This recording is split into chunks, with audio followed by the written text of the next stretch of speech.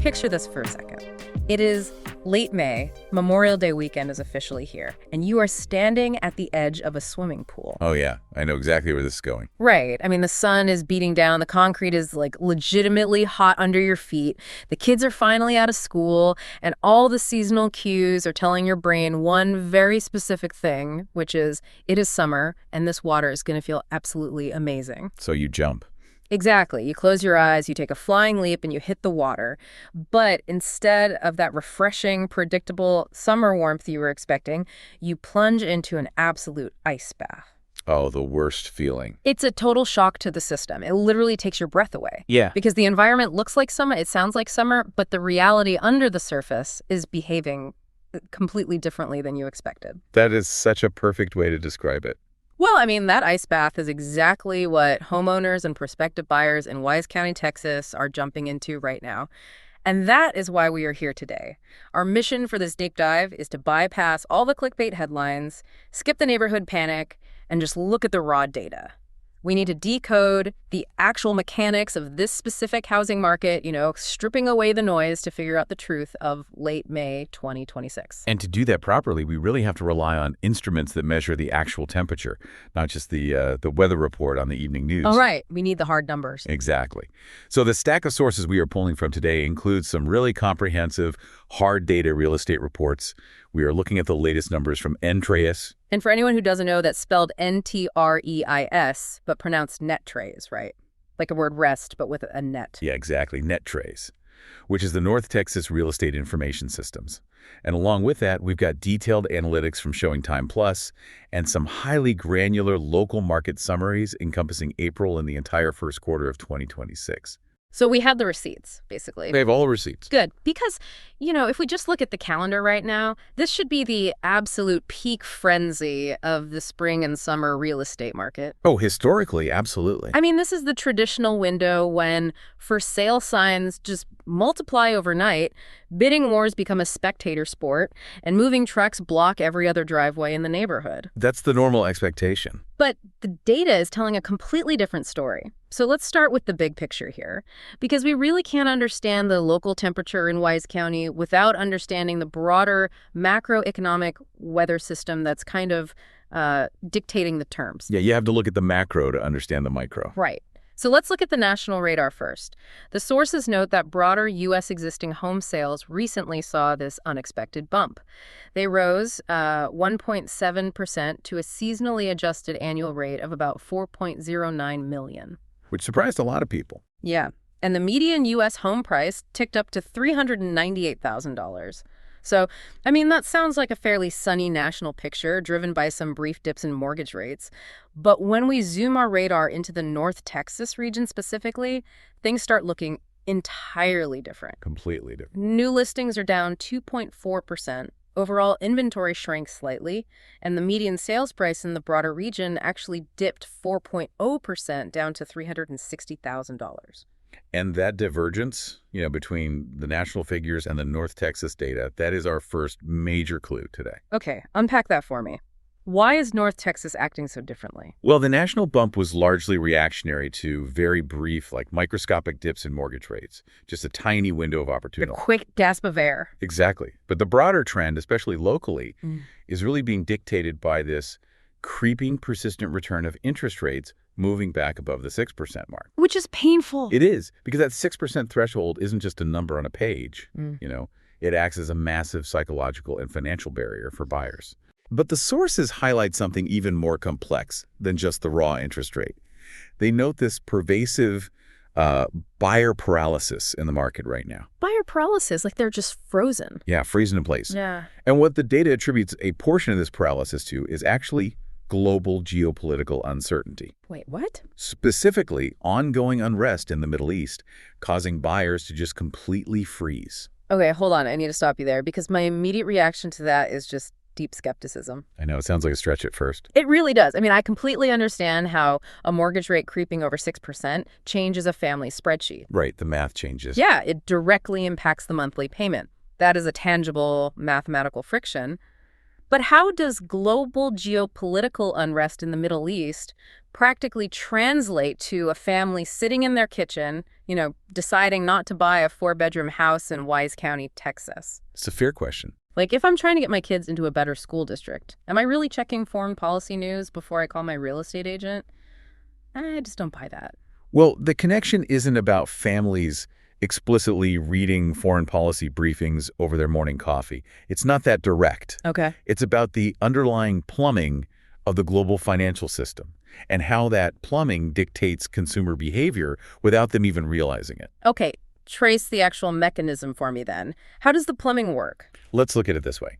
Buying a home is the largest leveraged financial decision most human beings will ever make in their lifetime. Oh, by far. And because of that, it requires an immense reserve of optimism. You have to believe your job is secure, your localized investment is safe, and that the economy will remain stable for the foreseeable future. Which is hard to do right now. Exactly. When you have significant global instability like major unrest in the Middle East, it immediately introduces volatility into global energy and oil markets. And oil affects everything. Everything. And that volatility signals risk to massive institutional investors. And when institutional investors sense risk, they move their money into safe havens. You nailed it. They flee the stock market and volatile assets, and they park their capital in what is considered the safest asset on Earth, which is U.S. government bonds. Right, the 10-year Treasury. Specifically, the 10-year Treasury note. Now, here is where it hits the kitchen table in Wise County. Mortgage lenders don't just pull the 30-year fixed rate out of thin air. They don't just make it up. No, they base it heavily on the yield of that 10-year Treasury. So when global anxiety spikes, bond yields fluctuate wildly as capital flows in and out. And lenders, they absolutely hate volatility. Because it's risky for them. Right. To protect themselves against the risk of inflation and these wild market swings, they bake a risk premium into mortgage rates. So they pad the numbers. Exactly. So a conflict halfway across the world directly alters the yield curve, which pushes the 30-year fixed mortgage rate up, which then drastically shrinks the purchasing power of our buyer in Texas. Wow. So it really is a domino effect. It is entirely connected. The global tension changes the bond market. The bond market dictates the mortgage rate, and the mortgage rate dictates the monthly payment for the family in Wise County. That's the exact path. Okay, I see the math now. But the sources also pointed to consumer confidence, right? It's not just the math, it's the psychology of watching the evening news. That psychological layer is profound. I mean, consumer confidence is a very measurable economic metric. When people feel a general sense of unease about the world, they delay massive life-altering decisions. They just hunker down. Yeah, they pull the parking brake. So you have a family looking at a 6.5% rate on one side of the ledger, and on the other side, just this ambient anxiety about the economy. Which is a terrible combination for buying a house. It really is. That intersection of financial and psychological friction brings decision-making to a screeching halt. And, we also have to consider the other side of the transaction, which is the sellers. Oh, right, because they have to be willing to move, too. Exactly. And we currently have a massive population of homeowners locked into incredibly low pandemic-era interest rates. We're talking around 3 or 4%. The golden handcuffs. Yes, the famous lock-in effect. They are fiercely resisting the idea of selling, because moving means trading a 3% rate for a 6.5% rate. Which would easily double their interest payment for the exact same amount of house. Easily. So sellers are financially paralyzed by the terms of their current mortgage, and buyers are paralyzed by the cost of the new mortgage, compounded by global economic anxiety. It really feels like everyone is driving a car with the emergency brake pulled all the way up. That is a great analogy. But life doesn't just stop. People still get married, they have children, they accept job transfers, people retire. Life happens regardless of the interest rate. Right. So if that macro-level parking brake is pulled, how hard is the car skidding locally? Let's zoom our lens all the way in on Wise County and look at the actual price tags. Okay, let's look at the raw data on Wise County pricing, because it gives us a very clear picture of how this macro friction forces local realities to change. Let's pull the numbers from April 2026. Okay, what are we looking at? The median sales price in Wise County hit $370,000. $370,000, okay. Now, for context, in April of 2025, so just 1 year prior, the median was sitting right at $400,000 even. Oh, wow. So that is a 7.5% drop year over year. Exactly. And looking at these sources, this isn't just a one-off bad month either.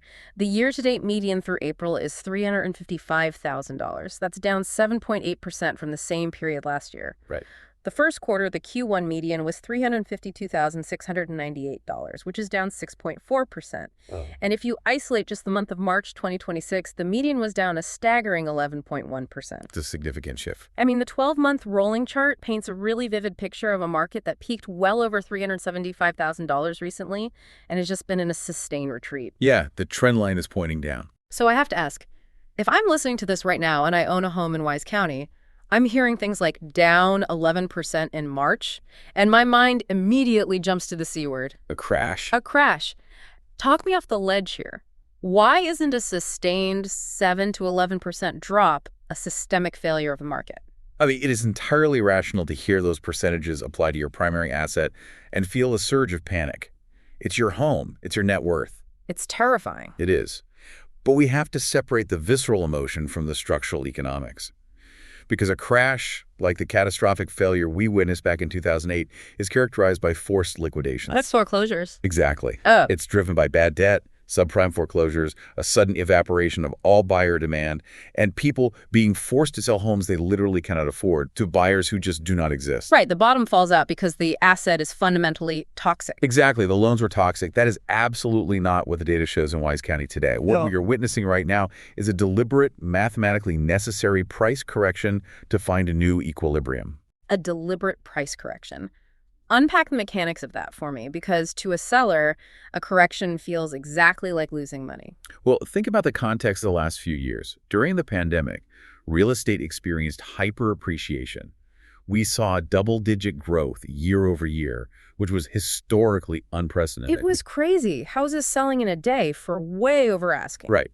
But that growth wasn't based on a sudden, miraculous improvement in the intrinsic value of wood and brick, It wasn't suddenly a better house. No. It was driven by the fact that money was historically artificially cheap. The Federal Reserve suppressed rates, creating an environment where a buyer could borrow $500,000 for almost nothing. Right, at like 2.5 or 3%. Exactly. So supply was incredibly low, demand was ravenous, and prices skyrocketed. Now fast forward to 2026. The cost of borrowing that exact same $500,000 has basically doubled. So the buyer's purchasing power has been mathematically slashed. Precisely.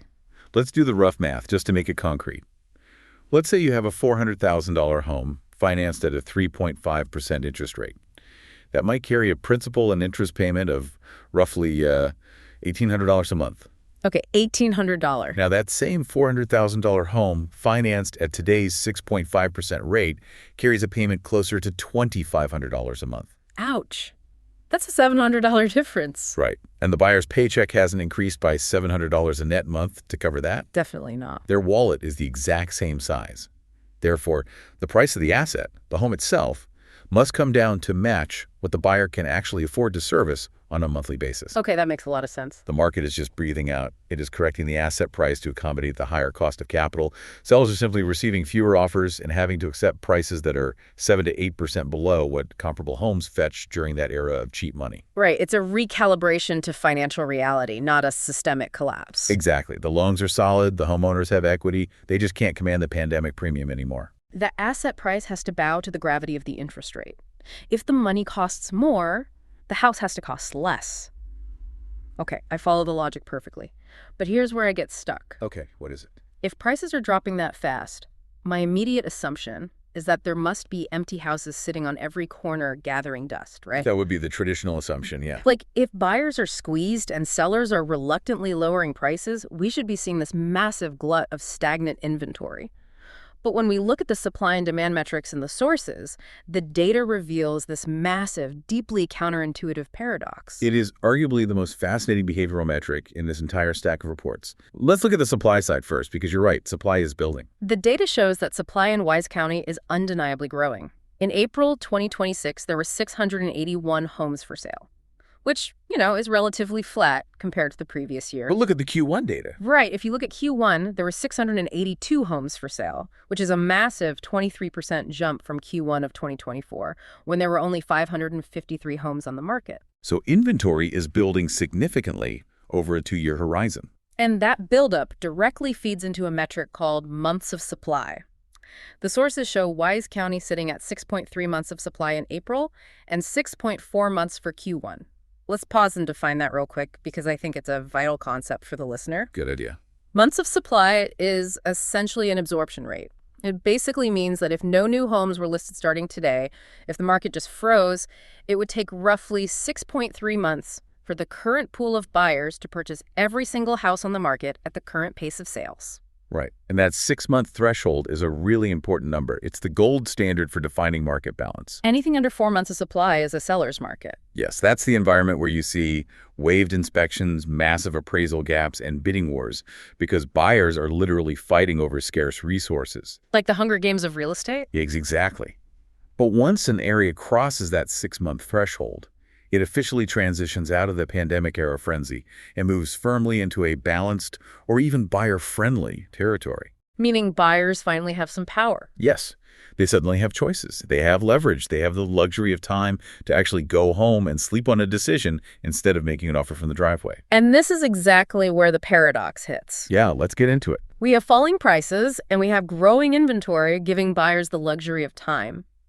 Basic supply and demand logic suggests that when supply goes up and buyers aren't rushed, homes should take much longer to sell. That's Economics 101. But that's not happening.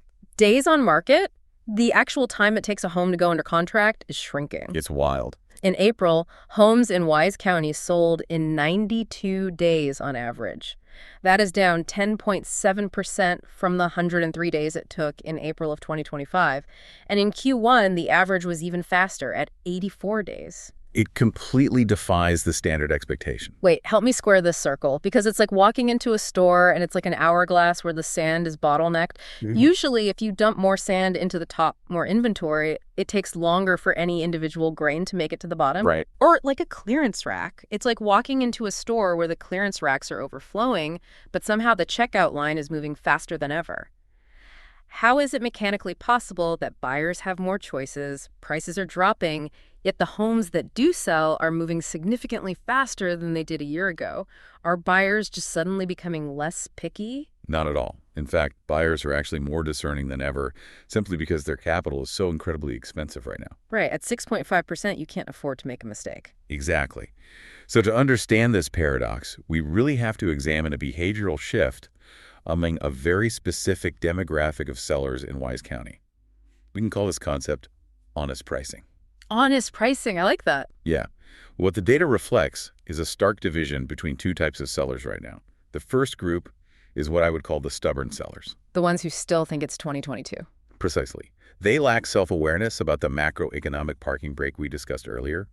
They're pricing their homes based on what their neighbor got 3 years ago when rates were at 3%. And how is that working out for them? Terribly. Their homes are the ones acting like a bottleneck. They are sitting stagnant for 150, 180 days, gathering dust and dragging down the overall market sentiment. They are completely ignoring the gravity of the 6.5% interest rate. Completely ignoring it. But the second group is the realistic sellers.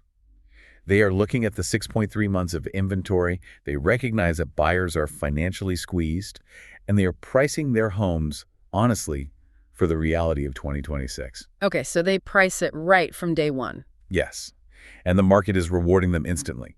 When a seller lists a home at a genuinely market-appropriate price today, the buyers who have been sitting on the sidelines just watching this inventory build up, they recognize the intrinsic value immediately. Because they've been scrolling Zillow for months. Exactly. They know what a good deal looks like. They aren't waiting around. They make strong offers, and the home goes under contract quickly. And the data really backs that up too, because the percent of original list price received metric is holding remarkably strong at 94.1% for April. A huge indicator. Think about what that reveals, you know? Buyers aren't coming in and universally lowballing everyone by 20%.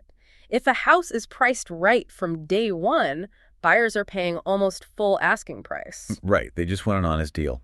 The shrinking days on market isn't a sign of desperation then. It's a signal of a highly functional, rational market where realistic expectations from the seller meet decisive action from the buyer. It's a beautifully efficient mechanism when you think about it. Yeah. The faster days on market proves that demand isn't dead. It's just incredibly price sensitive. The concept of honest pricing makes total sense in theory, but I think we need to inject some geographical reality here because the market isn't just this monolith. Oh, absolutely not. You can't just apply a blanket formula to all of Wise County and expect it to work. Pricing your home honestly depends entirely on your exact zip code because the data reveals a massive geographical fracture in this county. It is quite literally a tale of two distinct economies. The hyperlocal data from the Q1 MarketWatch report paints an incredible picture of this divide. The value, the buyer demand, and the pricing strategy in Wise County are heavily dictated by a property's proximity to the Fort Worth Metroplex. Let's break down the actual numbers, starting on the eastern edge of the county. Here, we see a phenomenon we can kind of call the suburban premium. The suburban premium. Right, so zip code 76078, which is the area around Rome, posted a massive Q1 median sales price of $452,500. And shockingly, in a county where overall prices are down, that specific zip code is actually up 4.6% year over year. Defying the trend entirely. Exactly. And right next door, zip code 76052, which covers the Hazlet-Justin corridor sitting right on the Tarrant County line, hit a median of $390,000, which is up 1.3%. These areas are not just holding their value, they are actively appreciating despite the rates. But as you move your finger west across the map, the economic reality shifts dramatically. It's a cliff. I mean, we shift from the suburban premium to what we can call the rural discount. Look at zip code 76082 around Springtown. The median price there dropped to $347,000. That's down 8.1% year over year. A huge drop compared to Rome. And if you move further north and west to zip code 76225 around Elvard, the Q1 median drops even further to $326,000. And then sitting right in the middle, the city of Decatur saw a really interesting leap in single-family closed sales, jumping from 9 in March of 2025 up to 12 in March of 2026, pushing the median price there to $332,765. That is a staggering spread. You were talking about a $100,000 to $125,000 difference in median home value based entirely on a 20-minute drive down the highway. So explain the mechanics of that spread to me. Because if buyers are so squeezed by these 6% interest rates that they're paralyzing the national market, how are they even qualifying for those rural homes at all? Are lenders suddenly changing their underwriting standards for properties further west? No, the lending standards remain incredibly strict everywhere. What you're seeing is geographic arbitration driven entirely by budget constraints. Geographic arbitration. Yeah, it's a strategy known in urban economics as drive until you qualify. Oh, I've heard that phrase. It's very common in shifting markets. Let's look at the mechanics of the suburban premium first. Rome and the Hazlet-Justin corridor command that $400,000 plus premium strictly because of proximity and infrastructure. Because they're closer to Fort Worth. Right. They sit on the suburban edge of the Metroplex. Yeah. For a dual-income household where one or both partners commute into the city, or who require specific suburban school districts and immediate access to major retail, this area is highly desirable. Proximity to employment hubs always creates a price floor. But the parking brake is still engaged for those buyers too, right? Exactly. And that's where the shift happens. A massive segment of buyers who, let's say 3 years ago, could easily qualify for a $450,000 mortgage in Hazlet can no longer meet the debt-to-income requirements at today's 6.5% rates. The bank literally says no. The bank says no. Their budget has been forcibly capped at, say, $350,000. So what are their options? Either rent or they move. Right. They can either stop looking entirely, or they can employ that drive until you qualify strategy. Yeah. They push their search radius further west. They look at Springtown. They look at Alvord. Ah, so the rural west becomes the release valve for the suburban pressure cooker. That is exactly the mechanism. The rural discount makes these western zip codes the primary opportunity zone for squeezed buyers. But notice what this does to the market dynamics in a place like Springtown. It must totally change who is shopping there. It does. If you are a seller out there, you are suddenly dealing with a very different type of buyer. You aren't just competing with the house down the street, you're competing for the attention of a highly price-sensitive, budget-capped buyer who is grudgingly accepting a longer commute in exchange for affordability. Wow. These buyers are exhausted by the interest rates, and they are leveraging the 6.3 months of county-wide inventory to demand a deal. That perfectly explains the 8.1% drop in the Springtown area, doesn't it? The buyer is bringing their economic anxiety with them as they drive west, and they absolutely expect the price of the home to reflect the inconvenience of their new commute. The seller basically has to capitulate to the buyer's strict mathematical ceiling? It places immense pressure on sellers in those rural zip codes to be razor-sharp with their pricing. If they overshoot the budget of that migrating suburban buyer even slightly, the house will just sit unsold. It's ruthless. Now, while we're talking about the rural characteristics of the county, there was one data point in the April MLS summary that jumped out at me as potentially misleading. Which one? It showed 0 farm and ranch sales in Wise County for the entire month of April. And if I know anything about Wise County, it's that land is a huge part of the identity out there. Does 0 sales mean the land market has just completely evaporated? Oh, I'm glad you brought that up, because we have to apply a massive caveat to that specific metric. I figured as much. The Residential Multiple Listing Service, the MLS, is built primarily for single-family subdivisions. It's just not designed for land. Farm, ranch, and large acreage land transactions are highly specialized. So they just aren't tracked the same way. Exactly. They frequently occur completely off-market, negotiated privately between neighbors or agricultural entities, or they are listed in specialized land databases and commercial networks that don't feed into standard residential reports. So a 0 on the residential MLS absolutely does not mean the land market is dead. That's really vital context because the rural, expansive character of the county is still the core of its value proposition.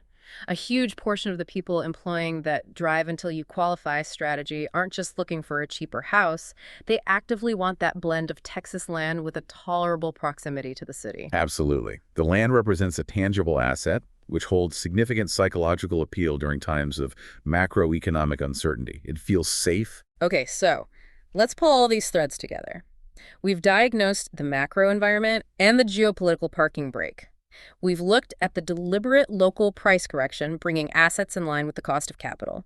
We've unpacked the inventory paradox, where 6.3 months of supply is actually moving faster if it's priced honestly. Lots of moving parts. Tons of moving parts. And we've mapped out the geographical drive until you qualify dynamic between the eastern suburbs and the western rural edge. Now we have to translate all of this data into a practical strategy. What is the actual macroeconomic playbook for a listener right now in late May 2026? The playbook relies on understanding the economic theory of the first mover advantage. First mover advantage. Okay, lay it out for me. Let's look at the horizon. The sources point out that while rates are hovering over 6% right now, there are macro indicators suggesting they will slowly begin to decline or stabilize as inflation cools. Remember that dam of pent-up demand we discussed earlier? Yeah, all the people sitting on the sidelines. Right. All those life events, the marriages, the retirements, the job changes, that have been artificially delayed by the financial parking brake. The pressure behind that dam is building every single month. Exactly. And when that macroeconomic dam eventually breaks, whether it's triggered by a drop in interest rates, a resolution to global conflicts, or simply buyers deciding they can no longer put their lives on hold, the market is going to wake up violently. Buyers will just flood back into the market all at once. It will be a deluge. So what does a seller do today, knowing that flood is eventually coming? The fatal flaw for a seller right now is complacency. You cannot wait for the dam to break to start making your moves. It's like prepping your boat in late winter. You don't wait until the ice thaws to check the engine. You do it now, so you're the first one on the lake when it warms up. That is a perfect analogy. The time to capture the first mover advantage is during the lull. Getting a property ready to show and sell in a market that currently has over 6 months of inventory requires strategic capital allocation.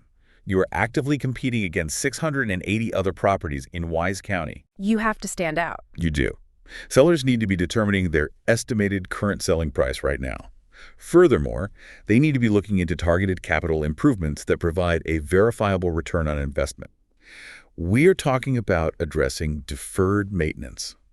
And in a market with 6.3 months of supply, deferred maintenance is a death sentence for a listing, isn't it? Absolutely. When buyers have the luxury of time, they will severely punish a home on price for every visible flaw. If a home requires a new roof or a new HVAC system, the modern, budget-squeezed buyer won't even negotiate. They will simply move on to the next house. They don't have the extra cash to fix it anyway. Exactly. The first mover advantage dictates that you neutralize all objections before the buyer even walks through the door. This requires a level of professional market knowledge that goes far beyond sticking a sign in the yard. Sellers need a deep understanding of the exact honest price for their hyperlocal zip code, whether they are navigating the suburban premium or the rural discount. Okay, flip the board for me. What is the macroeconomic play for the buyer? Because if I know rates might drop in the future, shouldn't I just wait? Waiting is an incredibly high-risk gamble. For buyers, the playbook is counterintuitive but mathematically sound. Hmm. This, right now, is your window of maximum leverage. Really? Even with high rates? Yes. With over 6 months of inventory, Wise County is offering a buyer-friendly environment that we haven't seen in years. You have the leverage to negotiate price, you have the time to conduct thorough inspections, and you have the power to demand repairs. But if I wait for rates to drop to, let's say, 5.5%, my monthly payment goes down. That's just math. Yes, your monthly payment on a theoretical price goes down. But let's look at the mechanics of what happens. The moment rates actually drop to 5.5%, the dam breaks. A flood. Right. Millions of other buyers who have been waiting for that exact same rate suddenly rush the market. That 6.3 months of inventory evaporates almost overnight. Bidding wars return. Sellers rip up a negotiation playbook and start demanding appraisal gaps again. Oh, I see. The price of the home gets bid up so high that it completely erases the monthly savings you gained from the lower interest rate. Wow. You end up paying more overall just to get a slightly better rate. Exactly. If you find a home that fits your life today, and you can comfortably service the debt at today's rates, there is an immense strategic advantage in acting while you still hold the leverage. You can always refinance the debt later, but you can never renegotiate the purchase price once the market heats back up. Marry the house, date the rate. It's a cliche, I know, but the mechanics behind it are incredibly solid when you break it down like that. It's cliche because it works. So let's wrap up this journey. If you own a home in Wise County, look at the underlying math, not just the raw percentages on a headline. A 7 to 11% price drop is not a systemic crash. It is simply gravity. It is the market adjusting to the reality that money costs more to borrow.